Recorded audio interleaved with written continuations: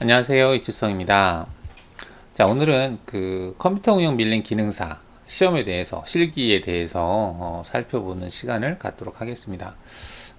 지금 이거는 그 산업인력관리공단 공개 문제에서 컴퓨터 응용 밀링 기능사라고 검색하시면 그 도면하고요, 그리고 공개 문제 공통 사항에 대한 두 개의 파일을 다운로드를 하실 수가 있습니다. 그래서 도면은 이렇게 예제가 쭉 공개 문제가 되어 있고요. 그리고 여기 전체 요구사항 이런 것들은 제가 지금 PDF 파일로 띄워놓고 있는 상태예요. 한번 보도록 하겠습니다. 뭐 바뀐 거 있나 보려고 하는데요. 뭐 그렇게 크게 바뀐 건 없는 것 같은데, 머신센터 프로그램 작성하는 시간이 1시간이고 범용 밀링 가공 시간이 1시간, 그리고 머신센터에서 본인이 작성한 프로그램을 가지고 머신센터에서 가공하는 시간이 1시간에서 총 3시간으로 시험 시간이 되어 있네요.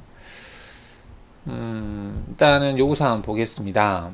도면이 이제 그 부품 1과 2를 가공하여 제출하시오라고 되어 있는데, 이제 범용 밀링을 먼저 하는 경우가 있고요. 또는 이제 프로그램을 먼저 작성하는 경우가 있고, 두 가지가 일단은 돼야만이 가능하겠죠. 그래서 프로그램을 먼저 작성할 경우, 작성이 다 된 분들은 뭐 범용 밀링을 한다든지, 그리고 범용 밀링이 다 되면 머신에다 가공한다든지, 이렇게. 또는 이제 범용을 먼저 해도 될 수 있는 사항이 되죠. 범용을 먼저 하고 범용에서 많이 떨어지는 경우가 생기기 때문에, 여기서 이제 떨어졌던 분들은 프로그램을 굳이 할 필요가 없죠. 그래서 뭐 그렇게 할 수도 있고, 일단 머신센터는 최종적으로 마지막에 한다라고 볼 수가 있겠습니다. 왜냐면 프로그램이 없으면 머신센터를 할 수가 없겠죠. 그리고 범용 밀링이 되지 않은 상태에서는 머신센터 작업을 할 수가 없겠습니다. 머신센터 프로그램 작업 후에 차례로 범용 밀링 가공 작업 후에 머신센터 가공 작업을 하시오. 이게 순서적으로 보면은 이제 1, 2, 3 이렇게 되어 있다라고 되어 있습니다. 머신센터 프로그램은 도면을 보고 이제 프로그램 작성하는 건데, 가공할 수 있도록 수동으로 CNC 프로그램을 작성하거나 캠 소프트웨어를 사용하여 CNC 프로그램을 작성한 다음 저장 장치에 저장하시오. 수동도 가능하네요. 자, 수동으로 CNC 프로그램을 작성하거나. 자, 근데 이 수동이라고 하는 게 그게 쉽지는 않을 겁니다. 그래서 캠 소프트웨어를 사용하거나 둘 중인데, 일반적으로 이제 예전에는 캠 소프트웨어를 사용할 수 없었을 때는 수동으로만 프로그램 짰을 때는 도면이 간단했어요. 좌표 위치 찾기가 쉬웠는데, 지금은 그렇게 쉽지 않습니다. 한번 볼까요? 이게 2번 도면이, 자, 지금 이게 머신센터 도면이거든요. 위치를 찾는 게 쉬울까요? 어디 보죠. 지금 어디가 어려울까? 여기 R 부분이 있죠, 다. 여기도 R이 있고, 사실 여기도 R이 있습니다. 여기도 R이 있고, 여기도 R이 있고. 뭐, 이거 정도 되면은, 수기로 해도 될 것 같긴 하네요. 왜냐면은 지금 이거 같은 경우는 코너알 기능을 사용하면 수기로도 가능할 것 같습니다. 자, 근데 이제 만약에 코너알 기능을 쓰지 않는다 그러면 이 좌표를 계산할 수가 하기가 힘들겠죠.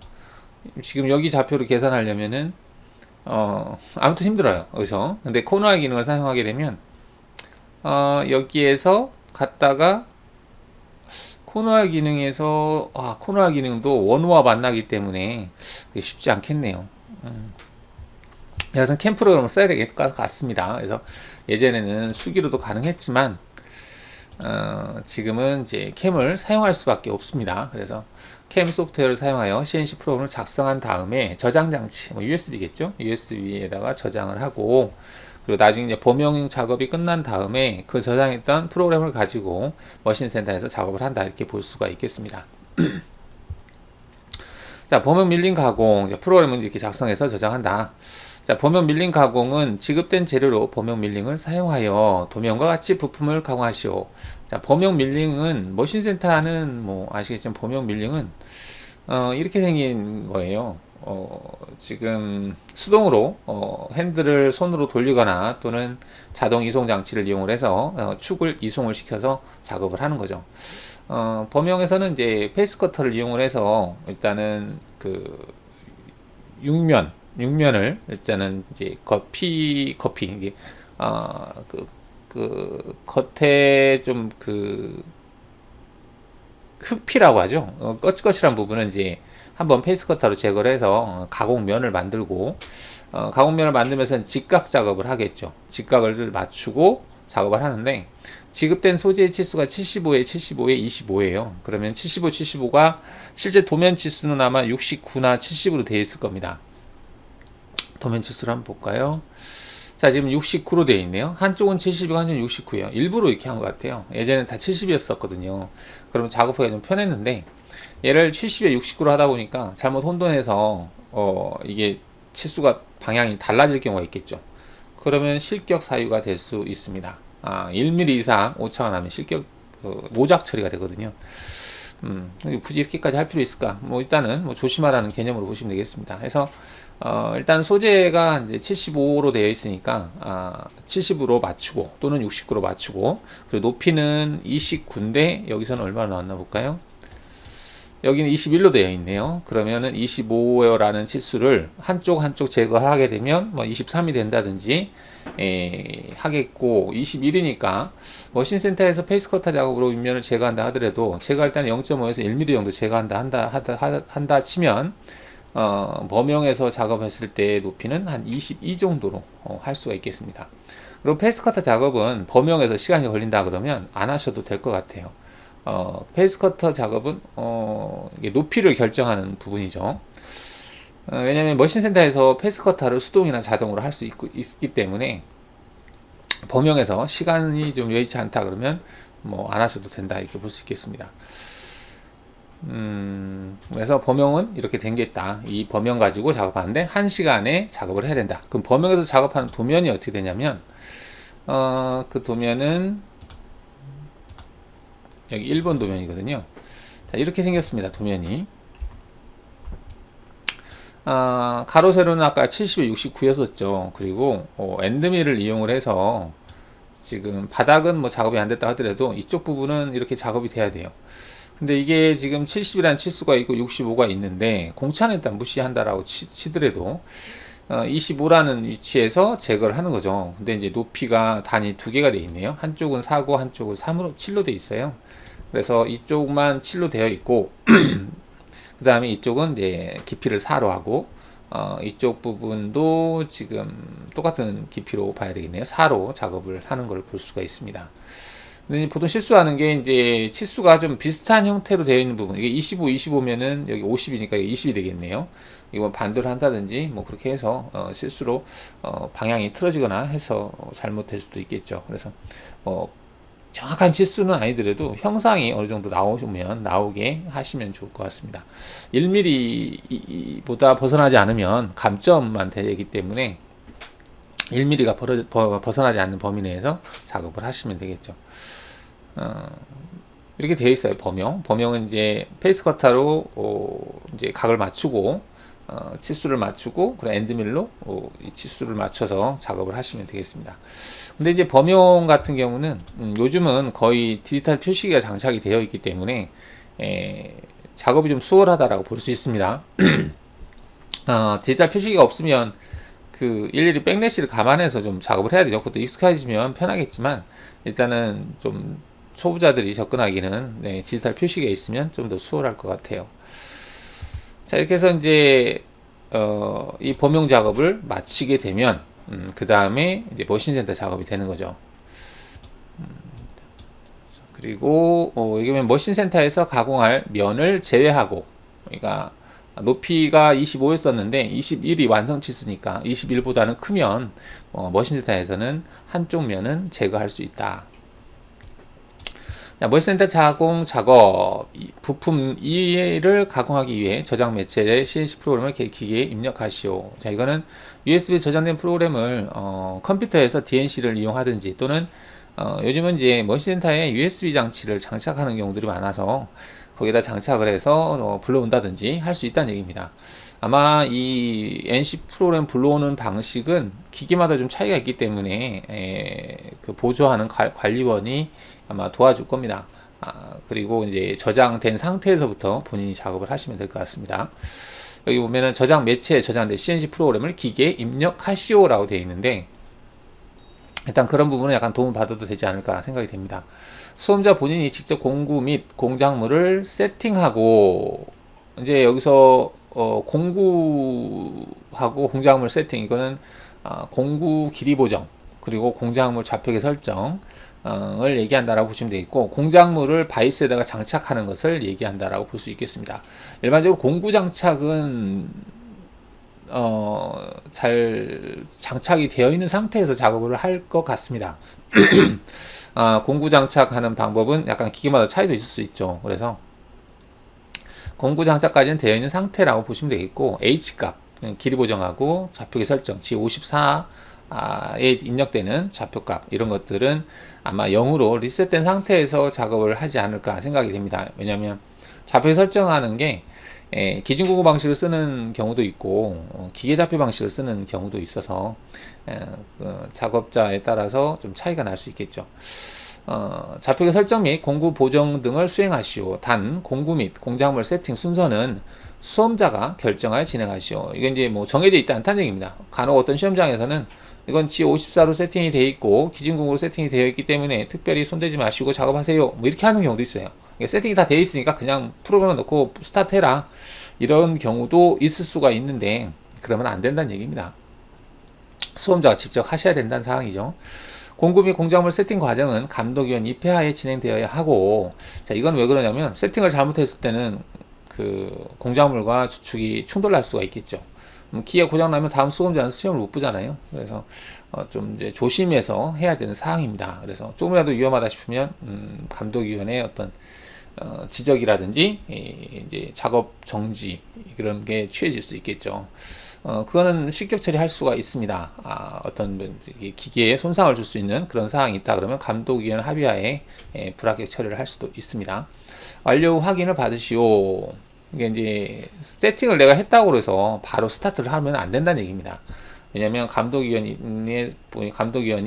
기존에 세팅된 값을 다 알고 있을 거 아니에요. 그래서 그 값과 크게 차이가 날 경우에는 뭔가를 지적할 수 있다는 얘기입니다. 소재의 윗면을 페이스커터로 가공하여 높이를 맞추시오. 이거는 수동으로 해도 되기 때문에 일단 공작물을 물려놓고 높이 값을 21이 완성 치수이기 때문에 한 22까지는 수동으로 좀 제거를 해도 된다는 얘기입니다. 단 수동 자동 모두 가능하다. 프로그램에 의해서 하셔도 되고요. 그냥 수동으로 해도 된다는 얘기예요. 수동이 편하면 수동을 하는 게 낫겠죠. 왜냐면 페이스커터 작업할 때 좀 조심스럽긴 합니다. 작업을 할 때 뭐 같이 하셔도 되고 그렇습니다. 일단은 지금 이제 프로그램 작성할 때는 페이스커터 작업도 넣기는 넣을 건데, 일단 수동으로 하든 자동으로 하든 상관이 없다, 이렇게 보시면 되겠고요. 입력된 CNC 프로그램을 활용하여 부품 2를 자동운전으로 가공하시오. 자동운전으로 가공하시오. 싱글 블록도 자동입니다. 자동운전이냐 반자동이냐 이런 개념으로 보시면 되겠습니다. 자동운전으로 가공하시오. CNC 프로그램을 수정할 수 없으나, 프로그램을 수정할 수 없다는 얘기입니다. 내가 프로그램을 잘못해서 못따기를 넣어야 되는데 못따기를 빼먹었어요. 그건 어쩔 수 없다는 얘기입니다. 그 불합격이죠. 프로그램 수정할 수 없습니다. 그 다음 좌표계 설정 및 절삭 조건, 이거는 이제 좌표계 설정 위치, 이런 것들은 약간씩 수정할 수 있다, 이런 개념으로 보시면 되겠습니다. 좌표계 설정이나 공구 보정, 이런 것들도 보정값에서 약간씩 공차값을 수정하는 것은 원칙상으로 되는 게 맞겠죠. 절삭 조건은 피드 회전수인데, 이런 것들은 피드 오버라이드나 회전수, 스피드 오버라이드를 조정해서 맞추면 되겠죠. 입회하에서 수정이 가능하다. 드릴 작업 전에 반드시 센터 드릴로 기초 구멍 작업을 하시오. 센터 드릴을 이건 소재가 강이기 때문에 센터 드릴 하시고 하셔야 되겠죠. 그리고 지급된 공구 드릴이 초경이 아니고 하이스 드릴로 지급이 될 거예요. 그래서 그냥 바로 작업하는 것보다는 이제 센터를 찍고 작업하는 것을 추천한다, 그런 개념을 보시면 되겠죠. 알루미늄일 경우에도 이제 산업기사는 알루미늄 소재로 되어 있는데, 알루미늄일 경우에도 센터 작업 꼭 넣게 되어 있어요. 여기 지급된 재료 공구는 다 사용할 수 있게 되어 있습니다. 자, 두 번째 사항 보면 모니센터 프로그램 작업에서 프로그램 작업에 대한 내용인 것 같은데, 공구 경로 확인 과정을 통해 CNC 프로그램 이상님으로 감독위원으로부터 확인을 받는다. 자, 이거는 내가 이제 캠에서 프로그램 NC 코드를 생성을 했어요. 생성을 했으면 그 NC 코드로 모의 가공을 했을 때 제대로 가공이 되는지 확인을 해란 얘기입니다. 아무래도 이 프로그램을 작업할 때 엉뚱한 곳에서 때려 박거나 그러면 기계 손상이 될 수 있으니까 저장하기 전에 한 번 더 감독위원으로부터 확인을 받고 저장해라. 감독위원은 공공경로 확인 과정은 시험 시간에서 제외한다. 이게 다 완성하고 나서 좀 체크하겠다는 개념으로 보시면 되겠습니다. 또는 정전 또는 기계 고장을 대비하여 수시로 저장하시기 바랍니다. 이제 CAD나 캠 작업을 할 때는 기기 컴퓨터가 갑자기 멈추거나 죽을 수가 있죠. 그걸 대비해서 5분에 한 번씩 꼭 저장을 하라 이렇게 되어 있습니다. 왜냐하면 다 했는데 마지막에 NC G코드를 생성하기 전에 컴퓨터가 다운됐어요. 그럼 싹 날아간다 생각하면 다시 처음부터 해야 되잖아요. 그렇게 시간을 주지는 않습니다. 그래서 5분 간격으로 저장해라. 그러면 이제 컴퓨터 다운됐다 하더라도 5분의 추가 시간을 주겠다. 그런 개념으로 보시면 되겠습니다. 머신센터 가공 작업, 감독위원으로부터 수검자 본인의 저장 장치, USB 저장을 했겠죠? 저장 장치를 받아서 작업 완료 후에 작품은 기계에서 분리하여 CNC 프로그램이 저장된 저장 장치와 함께 USB와 함께 제출한다. CNC 프로그램의 공급 보정값을 반드시 삭제하고, 이거는 부정을 좀 방지하기 위해서 그렇죠. 전 사람이 작업한 것을 다음 사람이 그대로 작업하면 안 되죠. 예전에는 보정값이라는 이런 걸 삭제를 안 하고 그냥 작업을 했던 것 같기도 한데, 이제 감독위원 작업 그 시간이 가공 시험 시간이 너무 길어질 경우에는 빨리 끝내기 위해서 그냥 한 상태로 하는 경우도 있었습니다. 하지만 그렇게 하면 안 되죠. 그러면 머신센터에서 하는 작업하는 의미가 없습니다. 왜냐면 그 머신센터 가장 중요한 게 공구 길이 보정이라든지 좌표의 설정 이건데, 이거를 삭제하고 그냥 있는 상태에서 한다 그러면 별 의미가 없죠. 다음 수검자가 사용할 수 있도록 장비, 공구, 탈착 및 칩 등을 정리합니다. 공구를 탈착이라고 표시가 되어 있네요. 공구를 탈착이라는 그 내용이 지금 여기 들어가 있는데요. 이렇게 된다고 한다면은 감독위원에게 최종 확인을 받도록 한다 되어 있는데, 이러면 공구를 다 빼서 테이블에다 놓으라는 얘기예요. 그리고 다음 작업자가 다시 공구를 일일이 하나씩 장착하라는 얘기인데, 아마 이 작업은 실제 시험장에서 실시하지 않을 겁니다. 이 공구를 장착하고 탈착하는 걸 잘 못하는 분들도 계세요. 사실은 기본이긴 하지만 이걸 못하는 수검자가 꽤 될 겁니다. 그래서 아마 장착된 상태에서 하지 않을까 싶어요. 왜냐하면 기계마다 이게 공구 장착하는 게 약간 차이가 있을 수 있습니다. 그래서 이거는 약간 좀 시작할 때 물어보는 것도 괜찮을 것 같습니다. 아마 본부 요원은 왜 이거 안 하느냐 이렇게 할 수도 있겠지만, 실제 감독위원이 이거는 조금 시험 운영상 안 하는 것이 어떨까 이렇게 얘기한다면 그렇게 넘어갈 수밖에 없겠죠. 자, 공통사항, 주어진 시험 시간을 초과할 수 없다. 그렇겠죠. 남는 시간을 다른 작업에 활용할 수 없습니다. 1시간이기 때문에 먼저 끝났다고 해서 다음 시간에 그걸 활용할 수 없다는 얘기입니다. 지급된 재료는 교환할 수 없습니다. 당연하죠. 지급된 재료에 만약에 불량이 났어. 치수가 오차가 났어요. 새로 바꿔주세요? 안 됩니다. 한번 지급된 재료는 끝이에요, 그냥. 감정판 교환이 가능하다. 이거는 이제 재료가 또 내가 그럴 리가 없습니다. 거의 재료들은 다 흑피가 제거된 상태에서 각이 맞은 상태에서 지급이 돼요. 지급된 재료는 우리가 연습할 때는 이제 흑피가 있는 대충 산소 절단기로 잘려진 그런 소재를 가지고 연습하기 때문에 흑피를 막 제거하고 각 맞추기 어렵지만, 실제 시험 볼 때는 각이 딱 맞춰져 있는 흑피가 다 제거된 소재입니다. 그래서 그냥 치수만 딱딱 맞추면 돼요. 직각 맞추는 작업이 굳이 필요가 없죠. 시험장에서 시험 볼 때의 소재는 그렇습니다. 본인이 지참한 공구와 지정된 시설을 사용하여 안전에 유의하며 작업하시오. 지급된 절삭 공구, 센터 드릴 등 반드시 사용하시오. 기기 파손의 위험이 없도록 각별히 주의하며 파손 시 수검자가 책임을 집니다. 자, 이거는 대목은 잘 체크하셔야 되겠죠. 사용하다가 기계를 때려 박았어요. 그래서 볼 스크류가 망가졌어요. 수리비가 200 정도 나왔어요. 본인이 책임을 져야 된다는 얘기입니다. 조심해서 사용하라는 얘기죠, 장비를. 문제지를 포함된 모든 제출 자료는 시험이 끝난 후 반드시 비번호를 작성한 후에 제출합니다. 가공 작업 중 안전과 관련된 복장 상태, 안전보호구, 이거는 시험 볼 때마다 다 있어요. 모든 시험이. 슬리퍼에 반바지에, 반팔에, 이렇게 착용하면 감독관이 봤을 때 괘씸죄가 걸리겠죠. 그래서 이런 것들을 감점 줄 수 있는, 즉 복장 상태를 단정하게 시험 보는 사람들이 단정해야 되겠죠. 그런 것들을 제재를 줄 수 있는 감점 항목이 있다는 얘기입니다. 이런 내용이 있는데 복장 단정하게 하고 가지 슬리퍼 끌고 가지는 않겠죠.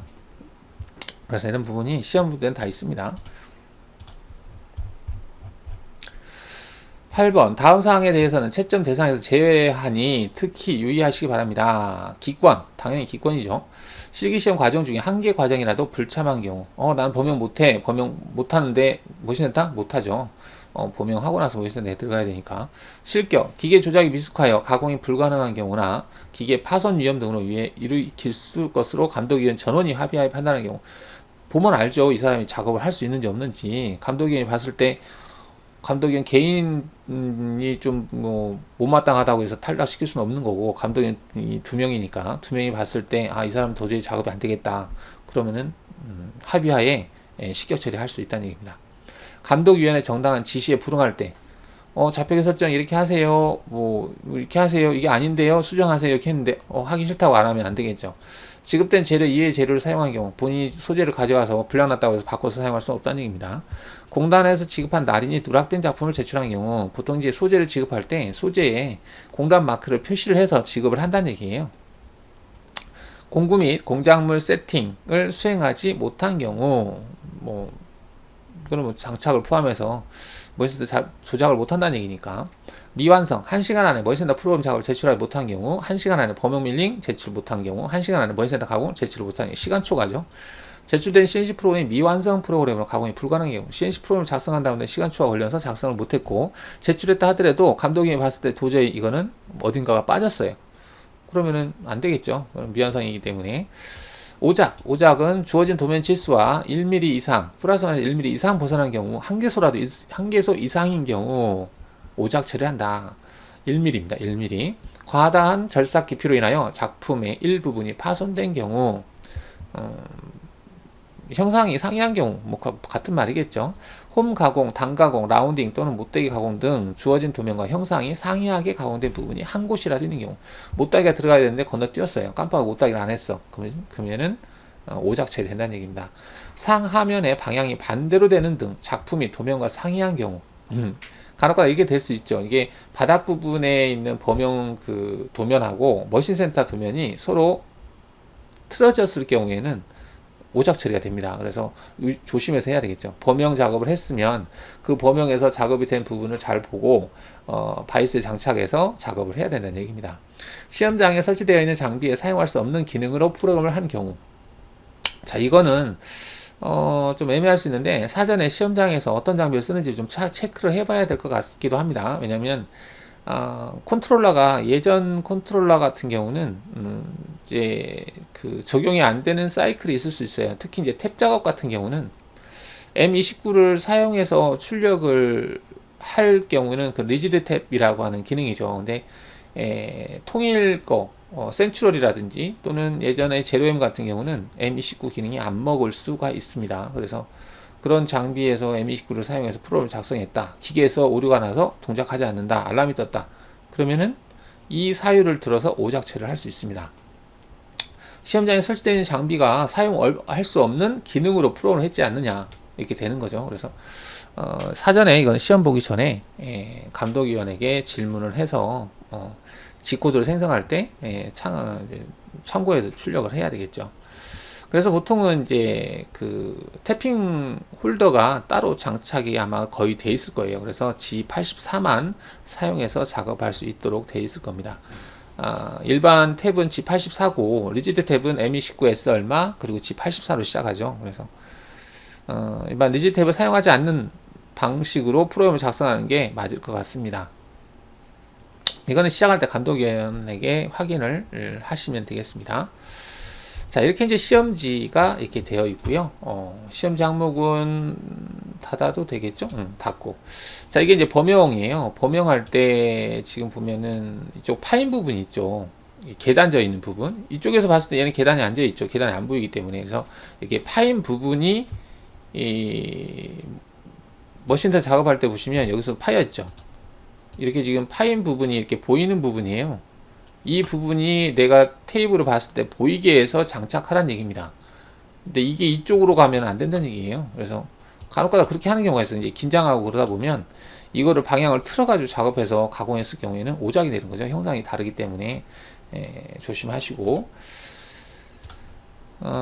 그러면 이제 범용 작업은 이거는 이제 범용에서 해야 되는 작업이고, 또 이제 또 체크해야 될 부분이 실제 그 연습할 때는 우리가 각 작업을 꼭 해야 돼요. 그렇죠. 각 작업을 안 하면 치수가 안 맞기 때문에. 근데 시험장에서 할 때는 소재가 각이 맞춰져서 나오기 때문에 그런 작업은 그렇게 각 작업하면서 뭐 할 필요는 없고, 소재가 오면 바로 그냥 5mm씩 까버리면 되겠죠. 75니까 70을 맞추면 5mm 까면 되고, 만약에 69다 그러면 6mm를 제거하면 딱 맞겠죠. 그리고 높이 값은 어느 정도는 이제 높이 값은 안 해도 상관없다는 얘기입니다. 그래서 한쪽을 엔드밀로 그냥 작업하고 반대쪽은 머신센터에 작업해도 된다는 얘기예요. 그래서 시간을 최대한 줄이라는 얘기죠.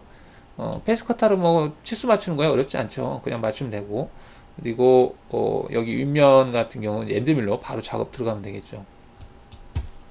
자, 이렇게 해서 범용은 끝났다 라고 보겠습니다. 자, 그럼 머신센터를 보겠습니다.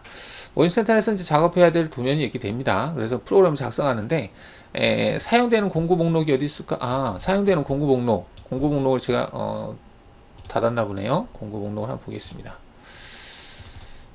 공구 목록이 맨 밑에 있던 것 같아요. 자, 보면은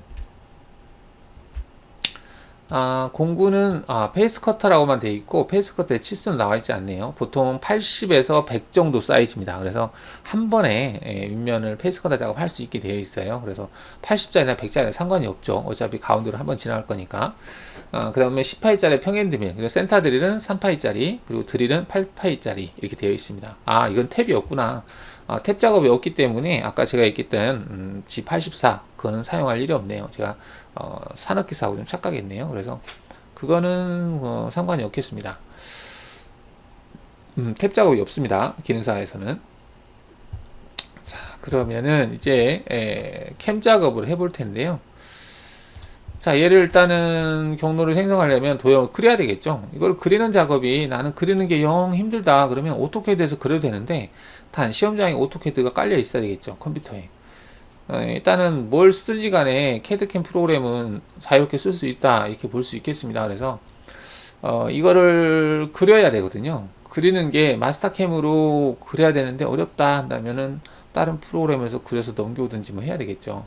근데 시험장에 보면은 그렇게 깔려 있는 게 드물 수도 있어요. 왜냐면 보통 가공실에서 프로그램실에서 할 때 그 프로그램실에서는 소프트웨어가 거기서 사용하는 프로그램만 깔려 있는 경우가 많거든요. 그러면 머신센터에서 사용하는 프로그램, 뭐 마스터캠이 됐든 파워밀이 됐든 유지가 됐든 어떤 프로그램을 설치해서 그걸 가지고 경로를 생성하겠죠. 그래서 오토캐드가 깔려 있는지 안 깔려 있는지는 그건 잘 모르겠습니다. 만약 오토캐드 안 깔리다면 오토캐드를 못 하니까. 여하튼 저는 마캠으로만 다 하겠습니다. 마캠으로 그려서 마캠에서 툴을 생성하도록 하겠습니다.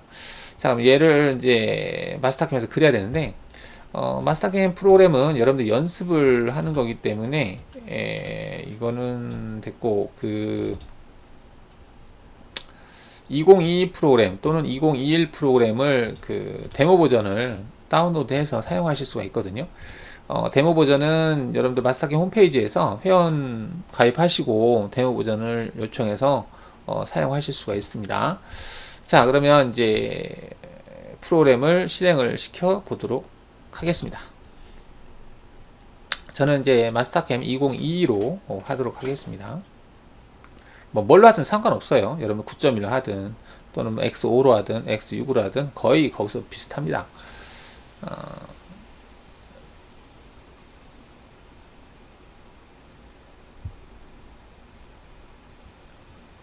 자, 평면 부분인데 일단 닫아 보겠습니다. 레벨, 그 다음에 닫고.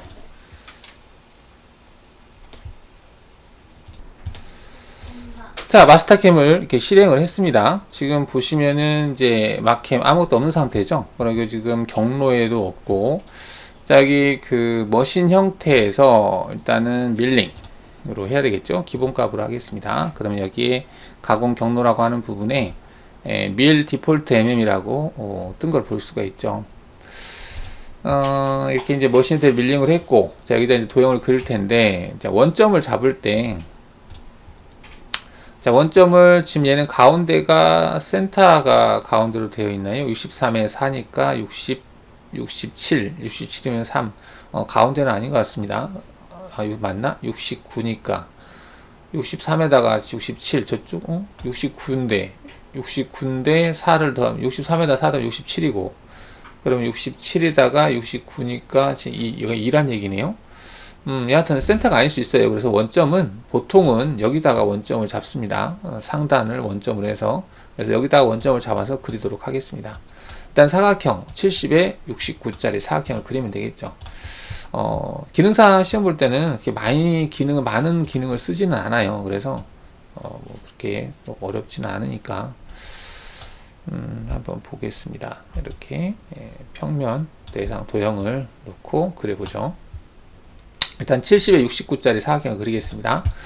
자, 와이어프레임에서 사각형 그리기 체크하시고요. 여기 원점 찍고 이렇게 대충 그려놓고요. 그리고 치수를 입력하면 되겠죠. 너비가 70, 그 다음에 높이가 69. 자, 이렇게 해서 그렸어요. 자, 치수 확인할 때는 대상을 선택하고 F4를 눌러보시면 치수가 바로 떠요. 70으로 떠있죠. 이거는 69로 되어 있죠. 자, 치수 확인했으면 ESC 버튼 눌러서 해제하시고요. 일단 그리는 거기 때문에 얘네들을 창을 좀 작게 사용을 할까요? 도면을 같이 보면서 하도록 하겠습니다. 자, 이렇게 해놓고 보죠. 얘도 약간 줄여서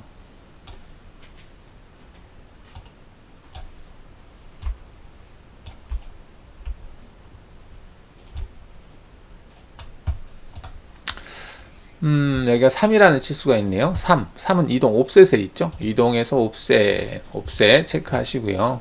자, 여기다 3이라고 넣고 엔터 친 다음에 대상 찍고 방향 찍어주시면 되겠습니다. 자, 적용 눌러주고 그 다음에 밑에서 4라고 되어 있네요. 4라고 입력하시고 클릭하고 클릭 적용 눌러주시고 그 다음에 63이라는 치수가 있네요. 그래서 63이라고 넣고 엔터 치고 얘를 63만큼 얘가 2가 되네. 그 다음에 여기에서는 63이라는 치수가 여기도 있네요. 그래서 63 그대로 클릭 이렇게 해주시면 되겠습니다. 자, 그럼 이제 외곽에 대한 내용을 일단은 했고요. 테두리를 했죠. 그리고 여기가 못따기 부분이 들어가 있네요. 7이라는 치수가 있고, 그럼 여기서 치수가 7만큼 되어 있는 상태라는 얘기고, 그 다음에 7인데 여기서 여기까지가 지금 얼마인지를 봐야 되는 사항인가? 그 다음에 여기도 있고, 일단 여기 라운드하고 여기 못따기 부분을 할 건데, 지금 7이라고 되어 있는데, 불안하면 그냥 7로 하죠. 이동해서 옵셋을 해서 7이라고 입력하고, 여기에서부터 7이 되는 거죠. 이렇게 7이 되고, 그 다음에 여기서부터 7이니까, 자, 그러면은 이렇게 간다는 얘기인데, 자, 직선으로 해서 교차점에서 교차점까지, 자, 이렇게 하시게 되면은 7, 여기서부터 여기까지 7이고 여기서부터 7인가? 아니지, 여기서부터 여기까지 7이고 여기서부터 7이죠. 그럼 와이어프레임에서 조금 수정을 해보죠. 나누기 어딨니? 나누기 여기 있네요. 나누기에서 필요 없는 부분들은 이렇게 잘라 보겠습니다. 모양이 조금 다른 것 같다는 생각이 들기는 하거든요. 이렇게 해서 이 부분은 필요 없으니까 지워도 되겠죠. 자, 일단 맞는지 한번 보겠습니다. 치수를. 치수는 어딨니? 도면에서 스마트 치수로 해보겠습니다. 자, 이 치수가 위로 올렸을 때 7이 되는 거고요. 그 다음에 여기에서부터 이 포인트까지 7이 되는 거고. 일단은 이렇게 보면 7에 7 맞게 되어 있습니다. 그죠?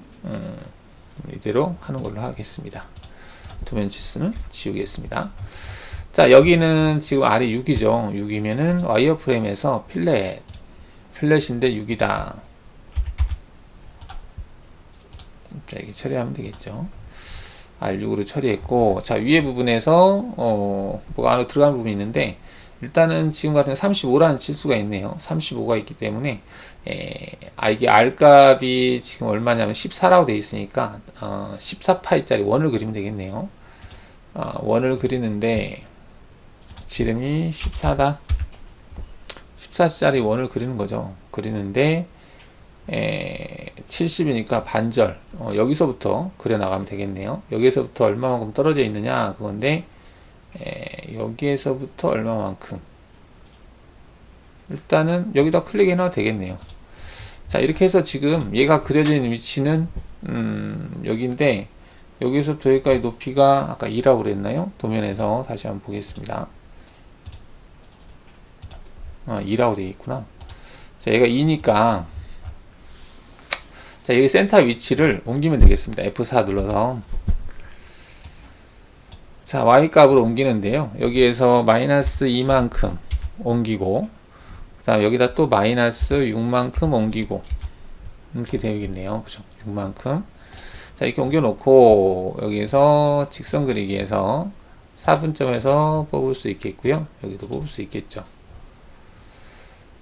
자, 일단 이렇게 해놓고, 여기에 뭐가 이렇게 가는 게 있는데, 2mm 간 다음에 옆으로 가라고 되어 있네요. 얘도 7이네. 그럼 얘가 7만큼 옵셋이 돼야 되겠네요. 이동해서 옵셋에서 7. 여기에서 7만큼 옵셋이 됐고, 그 다음에 특별한 거 없죠. 7만큼 됐고 적용하고 2라는 치수가 아니고 6에서 2를 빼면 4겠네. 4만큼 못따기를 해야 되겠다. 그러면 여기가 7이고 여기가 4가 되겠네요. 그러면 우리가 못따기 기능에서 못따기가 어디 있니? 못따기에서 필렛, 여기 못따기 있네요. 못따기 체크한 다음에 거리 2로 해서 거리 1은 7, 자 거리 2는 6에서 2를 빼니까 4 한 다음에 첫 번째 클릭한 부분 이게 7, 그 다음에 얘가 4 이렇게 되면 되겠죠. 자, 이런 식으로 만들어지겠고요. 얘는 지워줘도 되겠죠. 이렇게. 자, 이 부분은 이제 얘가 없어졌네요. 얘는 그리면 되겠죠. 와이어프레임에서 선 그리기에서 이렇게 수평하게 그리면 되겠고,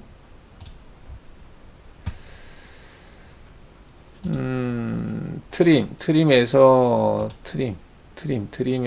점, 그냥 트림을 하죠. 트림에서 두 요소 체크하시면 되겠고, 그 다음에 얘는 뭘로 할까? 한 요소로 해서 이렇게 체크하면 되겠죠. 자, 그러면 이렇게 제거가 됐습니다. 됐죠. 자, 위에 부분은 만들어졌고요. 그 다음에 여기 R8짜리가 있는데 R8짜리 위치가 4에다가 10을 14, 14에다가 20을 35네요. 35만큼. 그 다음에 가고. 일단 이렇게 그릴 때 와이어프레임에서 원을 그리는데 원이 R이 8짜리를 그리는 거죠. 그 8짜리인데 그 위치를 지금 찍어야 되는 상황인데 위치값이 X값은 3.5에다가 3을 더하니까 6.5가 되겠네요. 그럼 X라고 입력하고요. 6.5 X 6.5 X가 6.5 맞죠? 그 다음 Y라고 입력하시고 Y 값은 35라고 그랬죠? 35 하고 엔터 치시면 되겠습니다. 일단 얘가 만들어지면 그 다음부터는 여기 4분점에서 직선을 뽑으면 되겠죠? 여기서 4분점에서 직선을 뽑으면 되겠고, 얘는 뭐 이렇게 하면 되겠네요. 그러면 다시 와이어프레임에서 트림에서 한 요소로 해서 작업을 해보면 얘를 여기서 자를 수 있겠고요. 얘를 여기서 자를 수 있겠죠. 그 다음에 여기 나누기로 해야 되겠네. 그러면 와이어프레임에서 나누기로 이렇게, 여기는 나누죠 그냥 귀찮으니까. 자, 이렇게 하시면은 이 부분은 해결이 되겠습니다. 자, 그 다음 이쪽 부서리, 얘도 일단 동그라미를 그려놓고 시작하면 되겠네요. 동그라미가 15짜리네요. 와이어프레임에서 원을 그리는데 지름이 15짜리다. 자, 이 위치가 어떻게 되느냐? X 값이 11에다가 3을 더하니까 14, Y 값은 14네요. 14. 자, 일단 여기 그려놓고 시작하죠. 센터에서 선이 지금 뿌려지고 있네요. 그러면 센터를 기준으로 해서 이렇게 선을 그려놓고, 자, 일단은 나누기로 해서 좀 잘라볼까요? 여기 잘라져야 될 것 같고요. 없어져야 될 것 같고, 여기도 없어지고, 없어지고, 없어지고, 없어지고, 이렇게 되겠죠? 얘도 이렇게 없어지면 되겠습니다. 일단 라운드는 필렛이 지금 여러 개가 있어요. 그래서 이거는 나중에 하는 걸로 하고, 자, 이렇게 처리할 수 있겠고, 또 오른쪽에도 뭐가 있는데, 여기 교차점에선가 10만큼 여기서 떨어져 있고, 그 다음 위로 똑같이 가네요. 저기에서부터. 그럼 거리값이 나와 있나? 거리값은, Y값은 동일한데, X값이, 여기, 위치 10으로 돼 있구나. 10만큼 돼 있네요. 그러면, 원 그리기에서 파이도 15 똑같네요. 15짜리 원을 그리는데 쉬프트 버튼 눌러서 여기를 기준으로 해서 다시 한번 여기를 클릭을 하고 여기서 x 마이너스 10만큼 x 마이너스 10 y로 10만큼 여기 위치가 되겠죠? 이렇게 엔터 치고 여기다 그리고 자 여기서도 직선을 그려서 수직 수평 그리고 그 다음에 나누기 기능을 이용을 해서 뭐가 잘못된 것 같다. 이렇게 이 선이 필요하겠네요. 일단 이렇게 놓고 그 다음에 한 요소 기능을 이용을 해서 여기까지 자르면 되겠죠. 자 이렇게 했고요. 여기서 10만큼 떠졌고 여기서 10만큼 떠졌다는 얘기죠. 자 그럼 외곽 부분은 이렇게 해서 하면 될 것 같은데 자 필렛을 줄까요? 여기 RV는 여기 보면 도시되고 지시 없는 R은 2로 하겠다라고 되어 있어요. 그래서 2로 처리하겠습니다. 필렛 R 값을 2로 하겠다. 자 여기가 2로 한다는 얘기죠. 여기도 2로 처리하고 여기에서 여기까지 2로 하고 여기도 2로 처리하겠다. 이런 개념으로 오시면 되겠습니다. 자 그러면 이제 외곽 부분 됐고 안쪽 부분을 해보는데 안쪽은 와이어프레임에서 선을 여기 센터선을 그려볼까요? 여기서 그렸고 그 다음에 또 만나는 선은 여기서 그렸네요. 여기서 그렸고 이렇게 그려서 일단은 원을 그릴 수 있겠고요. 여기 선에서 15만큼 위로 옵셋이 되어 있네요. 이동해서 옵셋 15만큼 옵셋이란 얘기죠. 15만큼 옵셋을 했고 그 다음에는 센터로 양쪽으로 그러니까 12를 양쪽으로 그러면은 적용 한번 하고 11 나누기 2 5.5만큼 이렇게 한다는 얘기로 보여지고요. 그 다음에 21만큼 옵셋 여기 센터선하고 같네요.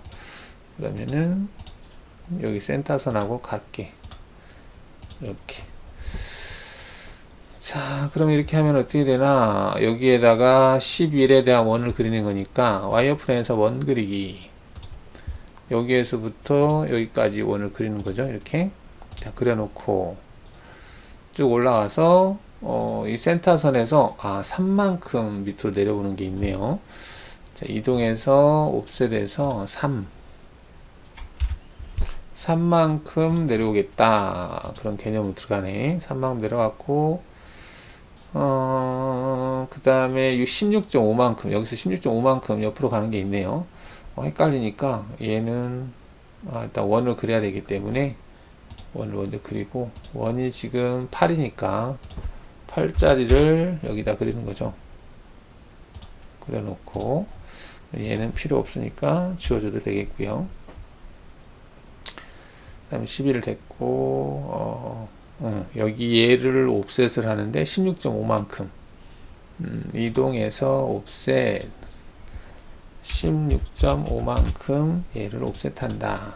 이렇게 그려지는 거고, 그 다음에 오른쪽은 얼마인가? 40이라고 되어 있구나. 그러면은 40이라고 여기에서부터 옵셋하고요.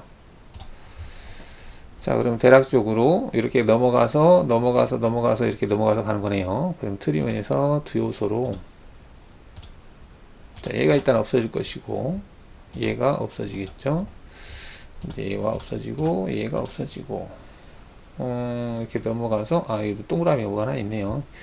자, 그러면은 얘하고 얘가 없어질 것이고, 얘와 얘가 없어지겠고, 그다음에 R 주면 되겠고, 자, 약간씩 정리하면서, 여기도 라운드 처리하면 될 것 같긴 한데, 일단 이 부분을 먼저 해보죠. 여기가 5만큼, 3에다가 5니까 2만큼, 여기에서 2만큼이 밑으로 내려가야 되네요. 2만큼이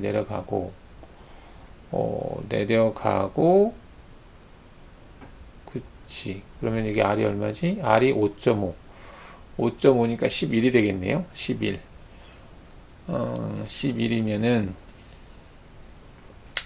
일단 옵셋 하죠. 이동해서 옵셋 기능을 이용을 해서, 일단 이만큼 내려오고, 센터 위치가, 그 다음에 5.5만큼 내려오고, 자, 그럼 만나는 부분이 형성이 되겠죠. 만나는 부위에다가 원을 그린다. 와이어프레임에서 점으로 트림? 이건가? 그래서 만나게 해서 여기에다가 원을 그린다. 자, 5.5만큼 원을 그렸죠. 자, 그러면 얘와 여기가 연장되고 여기에서 직선 올라가고, 그러면은 직선이 필요하겠네요. 여기다 직선을 그려주고, 자, 트림 기능에서 한 요소, 두 요소로 되겠네요. 두 요소로 잘라주고, 그 다음에 여기 이 한 요소로 해서 얘를 잘라주고, 그 다음에 여기도 한 요소 자르고, 여기도 잘라도 되겠네. 이렇게. 자, 그러면 얘와 얘는 지워지고, 그 다음에 여기는 나눠줘야 되겠네요. 와이어프레임에서 나누기로 일단 선 하나를 나눠주고, 그 다음에 일단 한 요소로 잘라볼까? 자르고, 여기도 자르고.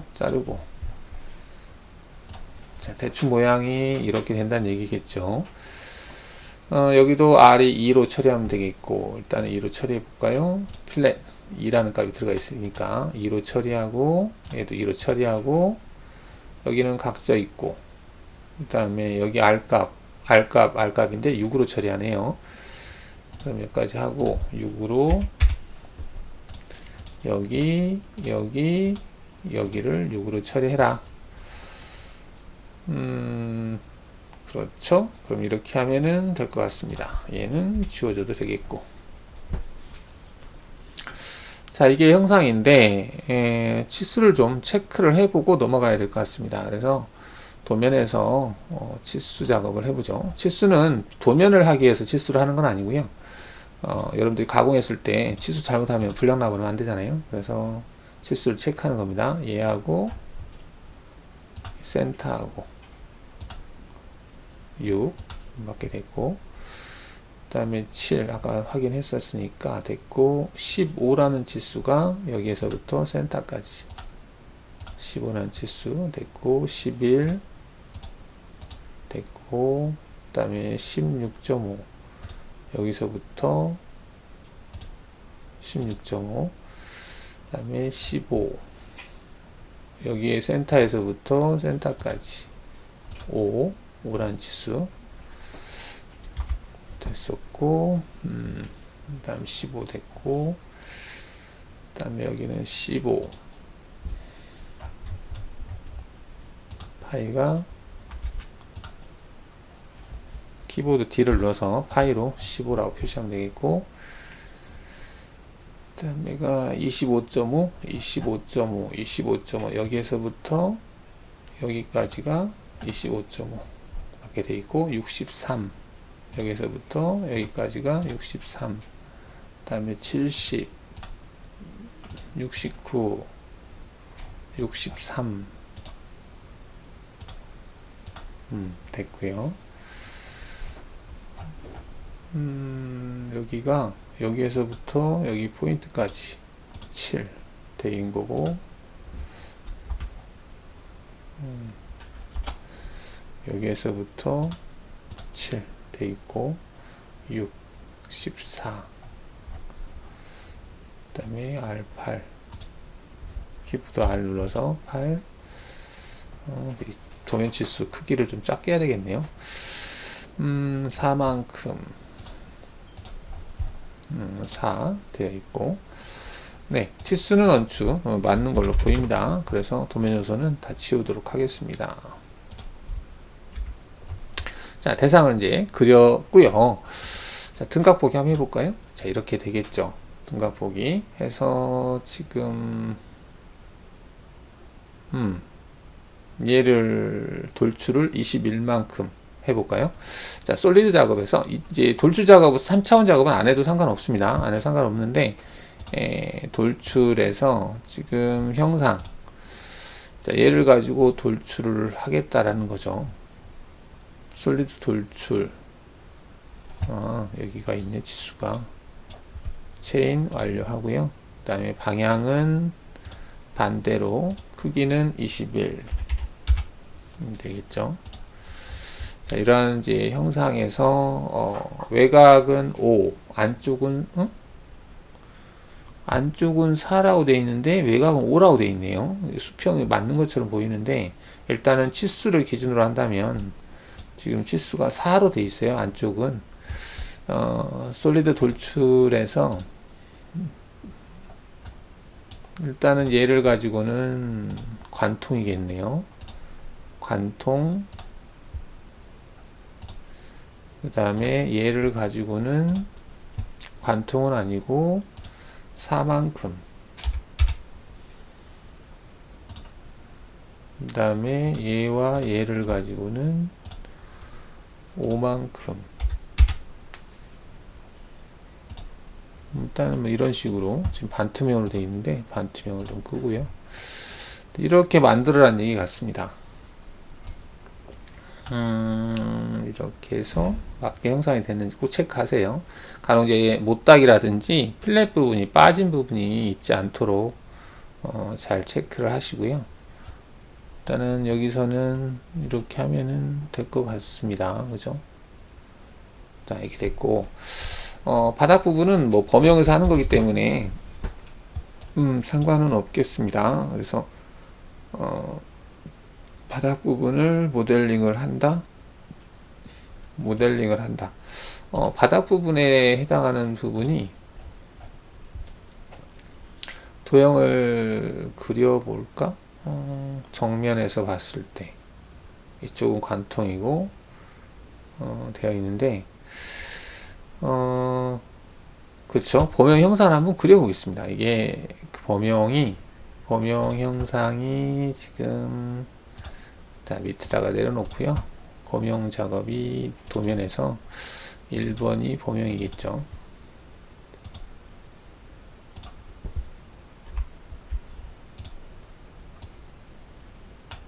자, 범용 작업 할 것도 그려보겠습니다. 이제 기능사 시험 볼 때는 뭐 범용에 해당 사항 없겠죠. 이것만 그래서 프로그램 짜면 되는데, 일단은 얘를 이동해서 평행 이동으로 복사 체크되어 있는 상태에서 하나를 복사를 하고요. 여기다 그려 보겠습니다. 25라는 지수가 있는 거죠. 지금 25 그러면은 이동해서 옵셋으로 25만큼 옵셋을 하고요. 그리고 또 25가 있네요. 25만큼 옵셋을 하고 적용 누르고 27 여기에서부터 27만큼 그 다음에 16만큼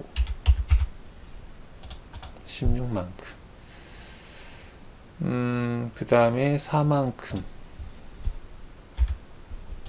4만큼, 그리고 12만큼, 12만큼. 이 정도만 되면 되는 것 같아요. 그러면은 얘를 가지고 커팅하고, 그 다음에 얘를 가지고 커팅하고, 뭐 이런 것들이 되겠죠. 일단은 여기에 교차되는 부위들을 일단은 자르겠습니다. 얘네들을 선택하고 와이어프레임에서 교차점 자르기. 다 잘라놨어요. 자, 잘라놨고, 자, 이게 이제 바닥에서 본 모양이거든요. 바닥에서 본 모양이고, 여기서 본 모양은 이쪽이 길고 이제 짧죠. 그 얘기는 지금 이쪽이 왼쪽으로 간다는 얘기겠죠? 그쵸? 왼쪽. 이쪽이 왼쪽으로 가고 바닥이니까 뒤집었을 때는 이게 보이는 거죠. 그럼 뒤집어야 된다는 얘기입니다. 그 얘기가, 일단 지금 얘가 있는데, 얘를 이동해서 대칭 이동 기능을 이용을 해서, 직선을 선택하겠다. 뭐라? 일단은 Y축, 직선이 어디 갔어? 복사 이동, 얘를 대칭 이동을 하는 건데, 물론 저것도 있는데 X, Y축인데 Y축이고 여기다가 얘를 찍어야 되겠다. 이렇게 해서 하는데 얘를 이동을 체크하겠습니다. 자, 이동을 체크한 다음에 자, 얘를 틀어보시면 현재 이 부분이 이동해서 다이나믹 이동 기능으로 이쪽 모서리가 이쪽 모서리로 가야 되는 거죠. 지금 2D로 되어 있구나. 2D가 아니라 3D로 바꾸겠습니다. 다시 재선택.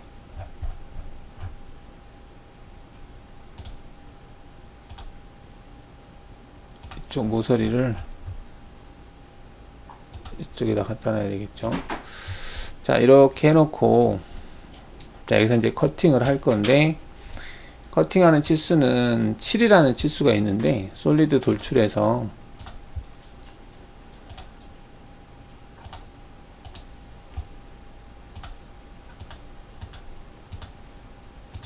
자, 여기 형상을 가지고 커팅을 하는데 7만큼 양쪽 방향으로 7만큼 커팅하겠다 해주시고요.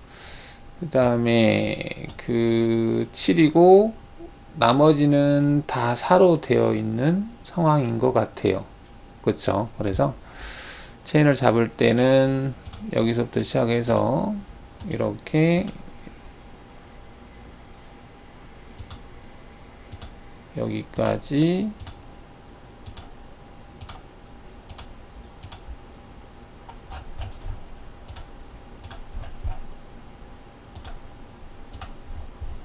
자, 이 치수가 지금 4만큼.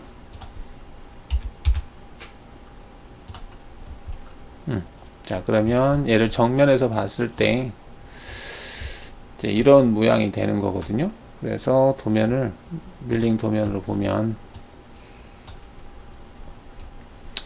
자, 이게 이제 이 모양이란 얘기입니다. 그래서 이 부분이 제거가 되고 지금 엣지 부분이 안 보여서 그러나? 아니지, 여기가 커팅이 돼야 되는 건데, 그렇죠. 도면을 잠깐만 이렇게 보면 얘를 이렇게 봐야 되겠죠. 자, 이렇게 봤을 때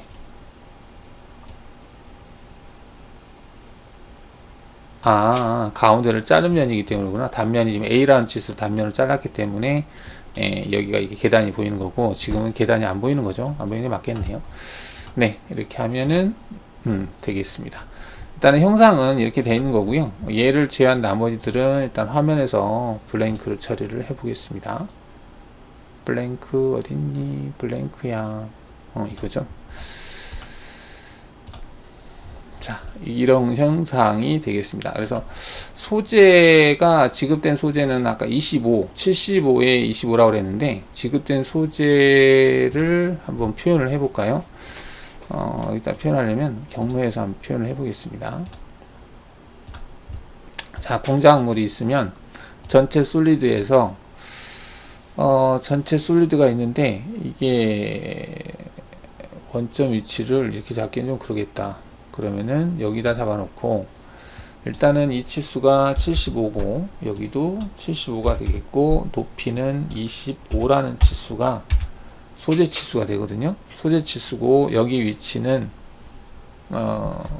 이게 70이니까 70에서 5니까 2.5, 2.5가 빠지게 되면은 마이너스 2.5, 마이너스 2.5가 되겠고요.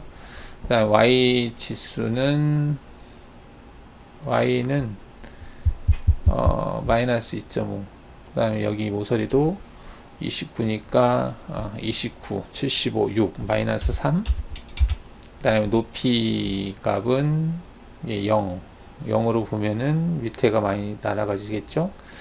약간 높게 해볼까? 윗면을 친다라고 치고 그러면은 1 정도 이렇게 해서 확인해 보겠습니다. 자, 그러면 이제 이게 평면에서 봤을 때 소재가 이렇게 지급이 됐다는 얘기예요. 소재가 어딨니? 경로 렌더링을 해보면 이런 식으로 되겠습니다. 그래서 정면에서 봤을 때 이렇게 되죠. 지급된 소재가 이렇게 크면 여기를 한쪽을 제거하고 우리가 지금 75로 지급이 됐다고 그랬죠. 근데 70을 만들어야 되는 상황이기 때문에 여기 2.5를 날리고 여기 2.5 날려도 되는데요. 처음에 다 피복이 벗겨진 상태이기 때문에 그렇게 할 필요 없이 한쪽을 넣고 한쪽 5mm를 쳐버리면 돼요. 그럼 75가 되겠죠. 그 다음 윗면 같은 경우는 뭐 일단 엔드밀 작업으로 바닥 여기 부분을 제거를 다 하고요. 그 다음에 소재 두께만 약간 이제 22 정도를 만들어 놓고 여기는 바닥을 일정하게 해 놓고 그리고 엔드밀 작업으로 이제 바닥 부분은 이제 엔드밀 작업을 해야 되겠죠. 이 부분은 엔드밀로 작업하는 걸로 처리하셔서 하시면 되겠습니다. 지금 경로까지 할까 했는데 의외로 시간이 좀 많이 갔네요. 그래서 오늘은 여기까지만 일단 모델링 하는 것까지만 해놓고 이걸 저장했다가 다음 시간에 경로 생성하는 거 해 보도록 하겠습니다. 일단 여기까지 마치도록 하겠습니다. 지금까지 이칠성이었습니다. 감사합니다.